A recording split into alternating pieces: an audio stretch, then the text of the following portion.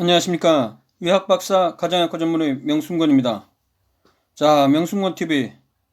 이번 주말에 정말 지난주 금요일날 밤에 김어준의 다스베이다 방송 나간 이후로 구독자가 정말 많이 늘었습니다. 정말 감사드립니다. 뭐 그동안 이 명순건TV 시작한 게 거의 100일 이제 약간 넘었는데 초반에 가장 먼저 제 프로그램을 홍보해 준 데가 팟캐스트 누군데였습니다. 팟캐스트였습니다. 팟캐스트 일단 그 EJ 이승훈 김은종 PD가 진행하는 시네타운 19이라는 팟캐스트. 거기서는 뭐 그쪽에서 불렀다기보단 제가 그냥 가서 좀 출연 좀 시켜달라. 제가 좀 청탁을 했었죠. 그리고 나서 방송 나간 다음에 조금 숫자가 올랐고요. 그 다음에 이제 그렇죠. 홍해걸 박사의 의학 채널 비욘디 여기에 출연하면서 또 몇백 명 환자가 늘었죠. 그리고 나서 지난주가 아니고 그 지난주네요. 한 이제 거의 2주 10일 가까이 되는데 그때 이제 팟캐스트의 지존 이 박사 이 작가의 EJ 이동영 작가가 저를 불러줘 갖고 또 마찬가지로 그 조국 교수 따님의 그 제일저자 논문 제일저자 과연 가능한가에 대한 이야기로 방송을 했었고요. 그때 또 구독자가 많이 늘었습니다. 그리고 나서 이제 며칠 전 이제 3일 이틀 전이네요. 지난 금요일 날 그 김어준의 다스베이다 이 유튜브 채널에 그 녹화 영상이 공개가 된 이후 지금 원래 3,400명, 뭐 3,500명대였는데 현재는 13,000명까지 거의 10,000명 가까이 늘었습니다. 너무 감사합니다. 그래서 또 제가 가만히 있을 수 없어서 또 이렇게 영상을 자주 올리게 되었습니다. 자, 그리고 이번 시간에 다룰 내용은요, 딴 게 아니고 제가 이렇게 그 조국 교수 딸과 관련한 논문에 대해서 제일 저자 조건 갖추면 가능하다 등을 얘기를 하니까 페이스북이나 그 다음에 이제 이 유튜브 영상을 통해서 저를 비판하는 분들이 상당히 많이 있었습니다.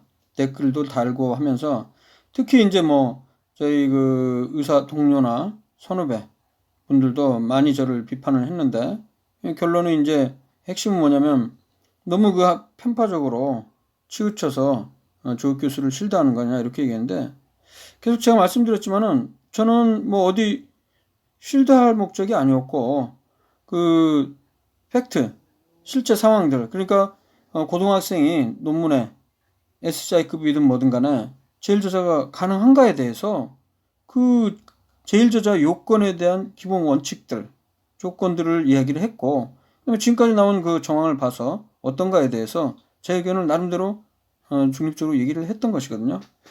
근데 저와 같은 목소리를 내는 사람이 그렇게 많지가 않아요. 실제. 그리고 뭐 최근에 소아청소년과에서 뭐 설문조사 한 2,800명 대상으로 했더니 이 논문 제일저자 고등학생이 될 수 없다. 뭐 철회해야 된다. 이런 반대 입장을 가진 사람들이 뭐 96%라고 나왔죠.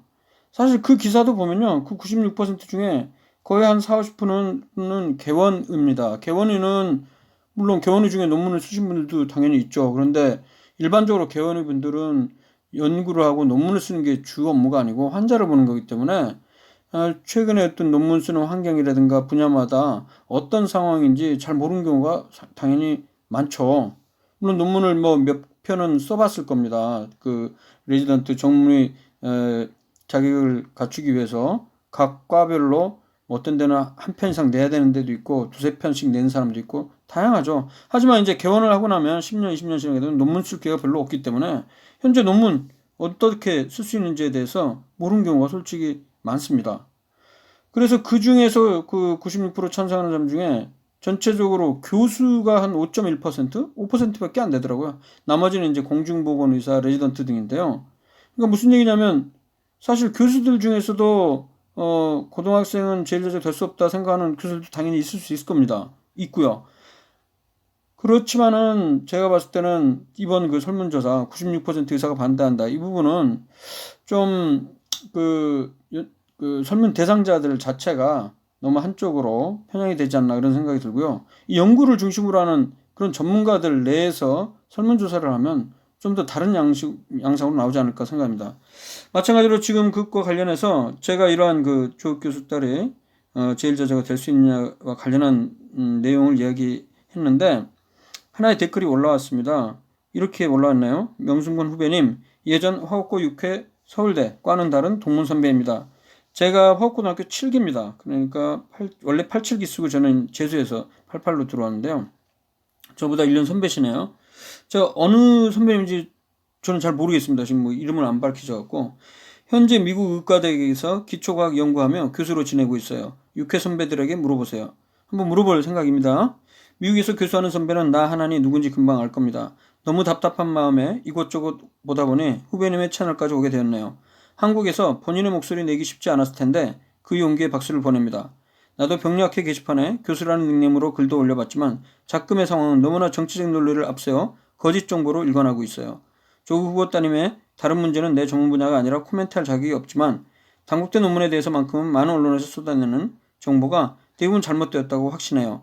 IRB 문제는 이제 IRB라는 거는 Institutional Review Board라고 해서 연구 생명윤리심의위원회 혹은 연구윤리위원회 여러 가지 이름으로 불리는 그런 위원회를 얘기합니다. 이걸 통과해야만 일반적으로 사람을 대상으로 하는 연구를 진행하는 때 기본적으로 자격을 얻게 된다는 거죠.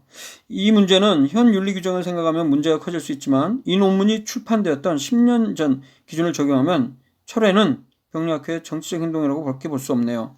그냥 에러 틈 정도로 문제의 문장만 삭제하면 되는데 여기서 이제 에러 틈이란 거 뭐냐면 탈자, 오자를 얘기합니다. 잘못 쓴 글자들 그리고 혹은 뭐 문장들 잘못된 거나 내용이 잘못되면 논문이 출판되고 나서 나중에 언제든지 다시 한번 에러 틈이라고 해서 어떤 부분에 대해서는 잘못 표기가 되거나 잘못 내용이 들어가기 때문에 이걸 정정합니다. 이런 거거든요.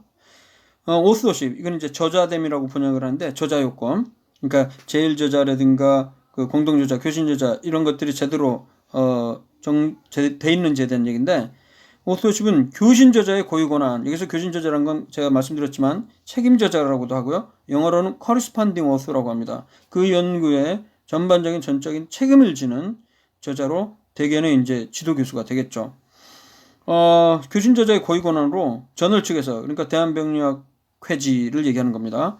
학술지 측에서 문제 제기를 할 수 없는 문제인데 왜 이리 오버들을 하는지 실제로 대개 어느 대부분의 경우에는 그 오소식 문제는 사실 뭐 이거는 대부분 교신저자의 권한이죠 일반적으로. 논문 수준은 임팩트 팩터 0.1인 이게 이제 임팩트 팩터란 게 뭐냐면 영향력 계수, 영향력 지수라고 보통 번역을 하는데 한 학술지에 그 질적 수준이 얼마나 높은가를 평가하는 잣대 중에 하나입니다. 여러 가지 기준이 있지만 대개 이 임팩트 팩터 수치가 높을수록 아주 질적 수준이 높은 저널, 찾기 어려운 저널, 그러니까 많은 의사들이나 연구자들이 이 학술지에 논문을 싣기 원하는 그런 저널이 되는데요. 임팩트 팩터는 보통 SCI급 과학기술 인용 세균이라고 해서 전 세계적으로 과학 저널에서 어느 정도 퀄리티, 질적 수준이 보장되어 있는 그런 학술지들이 보통 한 9,000개 내외 되거든요. 10,000개 내외가 되는데 이 SCI급 저널의 평균 임팩트 팩터가 대략 뭐 학문 분야마다 다르지만 대략 3 내지 4 정도가 되거든요. 근데 이제 여기서는 0점대라고 이렇게 얘기를 한 겁니다. 이 학회지에 실을 만한 아주 기본적인 고등학생이나 학부 학생의 학술은 석박사급이면 하루 만에 끝날 수 있는 실험인데 무슨 박사가 논문을 쓰는데 3 내지 5년 걸린다는 논리를 내세우면서 어떻게 2주 만에 논문이 나오냐고 거품들을 무는지 이 논문의 실험과 석박사급의 논문 실험을 비교하자면 컵라면 끓이는 것과 고급 레스토랑에서 밤새도록 숙성한 고기로 최고급 요리를 내는 걸로 비교하면 이해가 쉬우려는지 이 두 가지를 비교하는 것 자체가 웃기는 일이죠. 매일 논문 쓰고 과학 잡지들을 위해 다른 과학자들의 논문을 리뷰하고 억셉트와 리젝트를 그러니까 논문 승인과 거부 결정하는 나로서는 지금 돌아가는 일이 넌센스입니다. 답답한 마음에 몇 자 적었어요. 자 이렇게 얘기를 해주셨어요. 그러니까 이제 핵심 중에 하나는 이번 그 논문과 관련해서 이 연구가 사실 뭐 그렇게 오래 걸리는 게 아니고 이미 수집된 샘플들 그걸 이용해서 실험을 몇 주 안에 끝내고 그 다음에 논문을 쓸 수 있는 비교적 어렵지 않은 그런 연구인데 이거 갖고 왜 이러냐 이렇게 얘기를 하시는 거죠. 이걸 얘기해 보겠습니다. 지금 방금 말씀드린 이 첨부한 그 스크린샷은 조국 교수 딸 논문과 관련해 재견해대 미국 의과대학에서 기초과학 연구를 하고 있는 고등학교 1년 선배가 제 유튜브 영상에 남긴 댓글입니다. 방금 이 댓글에 대해서 견해에 대해서 저는 뭐 아주 100% 동의하지는 않습니다만 전반적으로 공감을 하는 편입니다. 저는 계속 일관되게 논문의 제1저자의 저자요건, 저자됨, authorship에 대해서 이야기하면서 그 조건은 연구를 직접 실행하라고 자료를 분석에 참여하거나 그리고 논문 초안을 본인이 직접 작성했다면 1저자가 될 수 있다고 제가 얘기했죠. 이 조건을 충족시키면 고등학생이라도 제1저자가 가능하다고 얘기했습니다. 어제 오늘 또 이슈가 되고 있는 게 다른 국회의원 아들도 고등학생 때 국제학술대회에서 연구 논문 초록으로 생각이 됩니다. 요약본. 아마 그 프리젠테이션, 오랄 프리젠테이션이라고 그 학회에 참여한 그 연구자들이나 그런 사람들을 대상으로 해서 그 육성으로 그러니까 구전 이렇게 우리 한글이 생각이 안 나죠? 오랄 프리젠테이션. 말로 그냥 이제 발표하는 거죠. 그거 말고 이제 포스터 프리젠테이션이라는 것도 있거든요. 포스터로 그냥 벽에다 발표하는 것도 있고 구연이죠, 구연. 예. 이걸로 제1저자로 발표했고 현재는 미국 유명 대학교에 재학 중이라는 주장이 온라인 커뮤니티에서 제기가 되고 있습니다. 저는 이게 앞선 글에서 부모가 황교안 전 법무장관이든 조국 후보자든지 상관없다고 전제했듯이 야당이든 여당이든 제1저자 요건을 만족했다면 고등학생이라도 논문의 제1저자가 되거나 혹은 이 국제학술대회에서 가장 제1저자로 발표를 하는 건 문제없다고 저는 생각을 합니다. 그리고 실제적으로 그동안 책임저자였던 당구구대 장 교수의 인터뷰 내용을 사실이라고 전제했을 때 조양은 실험과 윤문에 참여했기 때문에 적극적으로 참여해 가장 기여도가 컸다라는 인터뷰도 장 교수가 했었습니다. 그런데 이제 논문 초안을 작성하지 않은 걸로 알려져 있거든요. 그렇다면 저는 이제 제1저자는 무리고 공동저자가 적절했다고 저는 여기까지 얘기를 했거든요. 근데 이제 이런 내용에 대해서 페이스북과 유튜브 명승문 TV를 통해 제 생각을 올렸는데 적지 않은 의사 동료 및 선후배들이 조국 교수를 실드치자며 적절치 않고 편향된 주장이라고 비판하고 있습니다. 저는 현재 우리 의사사회에서 적지 않은 이들이 이번 건과 관련해 일부 저는 기레기란 표현을 쓰기는 싫은데 아무튼 그런 잘못된 기자들의 가짜뉴스에 부안해동에 객관적이고 가치 중립적인 시각이 아니라 진영 논리와 확증 편향의 근거에 감정을 앞세워 판단하고 있다고 생각합니다. 저에게 편향되었다고 이야기하기 전에 자신이 진영 논리에 빠져 합리적으로 판단하는 능력을 잃어버린 것은 아닌지 차분하게 생각해 보신 후 제가 그동안 올렸던 페북글과 유튜브 명승권 TV 영상을 다시 한번 시청해 보시길 권고합니다. 물론 구독은 해주셔야죠. 그 최근 대연백리학회지 편집위원의 인터뷰에 따르면요. 그 조양이 작성한 영어 논문 초안이 있었나 봅니다. 그 초안이 조악하고 형편없었다고 한 것으로 보아 초안 작성을 하긴 했지만 초안으로 보기 어려워서 장 교수가 당시에 본인이 따로 정식으로 초안을 작성했다고 얘기한 것 아닌가 이런 생각이 듭니다. 그렇지만 이 부분에 대한 자세한 내용은 저도 확인할 수가 없어 명확하진 않습니다. 그리고 마지막으로요. 만약 조양이 저는 이런 가정도 있을 수 있어요. 실험에 진짜 딸랑 2주만 형식적으로 참여하고 혹은 참관하고 직접 실험은 안 하고 이후에 논문 작성에도 기여가 정말 전혀 없었다면 이런 경우에는 정말 공동저자까지도 올리기는 부족하죠. 대신에 이제 논문 본문 끝에 참고문헌 바로 앞에 acknowledgement라고 해서 감사의 말을 전하는 칸이 있거든요. 그 부위에 이제 정도에 언급되는 게 맞을 거라고 생각합니다. 그러니까 이 논문에 실험에 참여해주신 누구누구에게 감사의 말씀을 드립니다.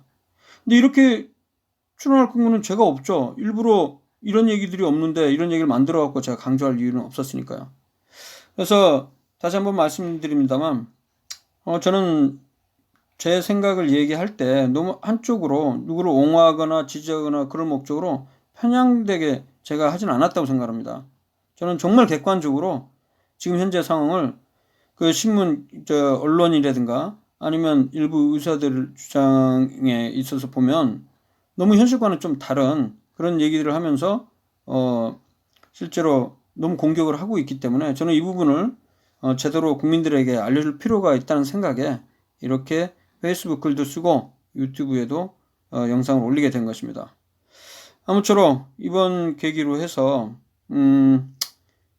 결론적으로는 뭐 고등학교 입시에 있어서 그 당시에 스펙을 쌓기 위해서 이런 문제까지 발생을 했는데 정말 제대로 된 대학 입시 제도가 좀 만들어져야 되겠다는 생각이 듭니다. 자, 오늘은 좀 길게 얘기를 했는데요. 다음에는 의학 상식을 가지고 여러분께 찾아뵙겠습니다. 감사합니다.